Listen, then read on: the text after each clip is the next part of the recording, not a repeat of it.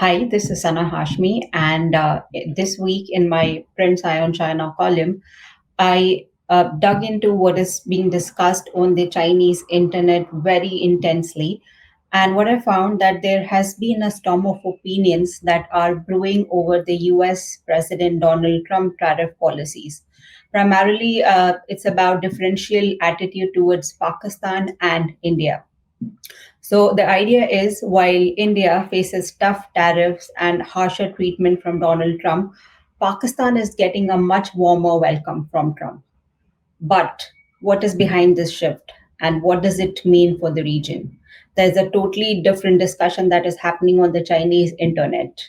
And a lot of Chinese analysts are saying that it's a move to deepen regional rivalries in South Asian region and primarily to contain China's influence in the region and also broadly.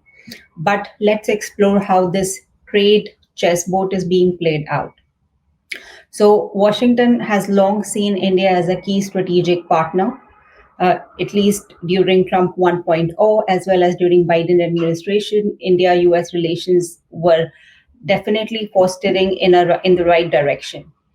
Yet now, India faces a steep tariff of 25% plus extra tariffs linked to the purchase of Russian oil. But that's not enough. Meanwhile, Pakistan enjoys a much lower tariff rate, just 19%. And this is the lowest in the Indian subcontinent, as in, this is a situation that perhaps a few months ago were unimaginable. So many in China see this as a classic divide and rule strategy. They believe that the US is boosting Pakistan to deepen tensions between India and Pakistan, mainly to perhaps kind of divide India and Pakistan further and to take advantage of this rivalry further. And what they believe is that this is a way to isolate India, mainly because it is a non aligned state that is total in contrast to how the US works. And also keeping its influence in South Asia strong. So US is making a comeback in the Indian subcontinent. And many Chinese commentators are also of the belief that this targets Chinese expanding presence, especially because of the projects like the China Pakistan Economic Corridor, as well as Gwadar Port. So many Chinese analysts and commentators are believing that the US is trying to reach out to Pakistan because it wants to counter China in Pakistan, where there is a lot of investment and they want to target CPC as well as Gwadar Port. So the US offers Pakistan tariff cut, technology transfers, and even F-16 sales. So these moves are seen in China as a direct pressure on Chinese western borders because there's a lot of proximity between Pakistan, and of course there's a lot of worry with respect to the western border, and is it going to breed instability because of the US presence, or is the US going to have presence in Pakistan? So of course there's a lot of worry which we do not really see in English media and which we do not really see in official statements. But Chinese commentators largely doubt, most of the commentators, I would say, largely doubt this strategy is going to succeed. They believe that China, Pakistan share deep trust and long-term interest. So this is the reason why Washington's tactics can't really break this ironclad friendship. And many observers, commentators, strategic community folks, they're urging the US to drop this the usual Cold War mentality style game and focus on cooperation, the win-win, so-called win-win cooperation instead. But this is not all about it. At the same time, there are some voices that see this US Pakistan shift as a reminder of how fragile and transactional alliances in Asia can be and globally can be. So the US is now securing oil resources and markets. So the Chinese commentators believe that these countries are acting on the basis of their benefits and interests. So this is where what US is getting. US is securing new market, new oil sources, whereas Pakistan is now trying to gain technology. And of course, there is a tariff relief for Pakistan from the US. And on the other hand, China is also trying to safeguard its projects such as CPEC and Gwadar Port. But there's a belief in China that Pakistan, somewhat like India, is walking a delicate line. Then Pakistan is also now trying to balance competing powers to survive and to gain benefits from all the parties involved. And in fact, an observer in China even called Pakistan's proximity to the US as a betrayal to China.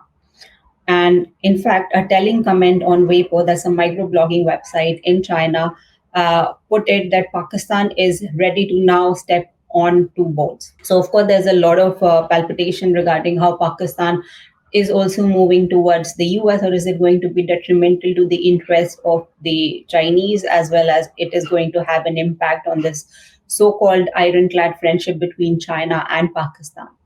So now Trump's moves also reflect his changing view of India's role. This is something that has been brought about a lot of time on the Chinese internet by strategic community. And in fact, a scholar named Liu Songyi, he argues, he's from Shanghai Institute of International Studies. He argues that the US, specifically Trump, he's now disappointed by India's recent military setbacks and frustrated by stalled trade talks with India. Trump has now shifted closer to Pakistan. And this was one of the reasons why he invited Pakistan's military chief, Field Marshal Asim Munir, to the White House.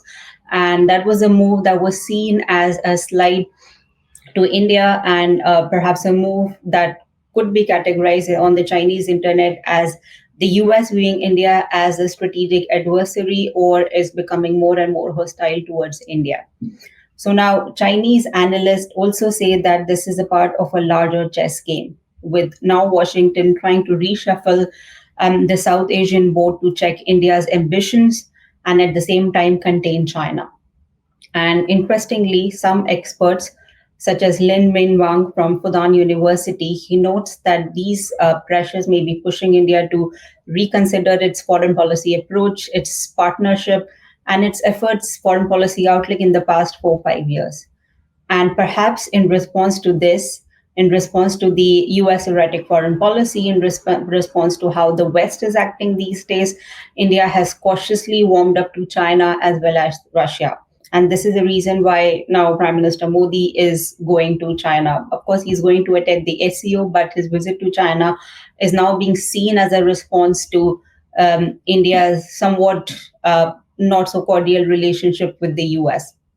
And what he also believes is that India is now trying to be engaged more with regional groupings such as the Shanghai Cooperation Organization. And this warming up to China, trying to talk to Russian president, and perhaps he also believes that there might be a possibility that RIC might be revived. But of course, there's not a lot of optimism that has been put on Modi's China visit among the Chinese strategic community, because the idea is that the visit was being talked about, prepared months in advance. So, of course, we could see this in relation to what Trump has been doing. But then, of course, India-China relationship and India's approach has been slowly and steadily changing towards China. But of course, the accelerated approach has a lot to do with what Trump is doing right now. So this moment, many in China say, could open a new chapter in China-India relations, one that is shaped not by rivalry between India and China, but by pragmatism and a shifting geopolitical landscape. And of course, many in China believe that this is primarily due to the US ambivalence and hostility towards India. So thank you for watching, and I'll see you next time.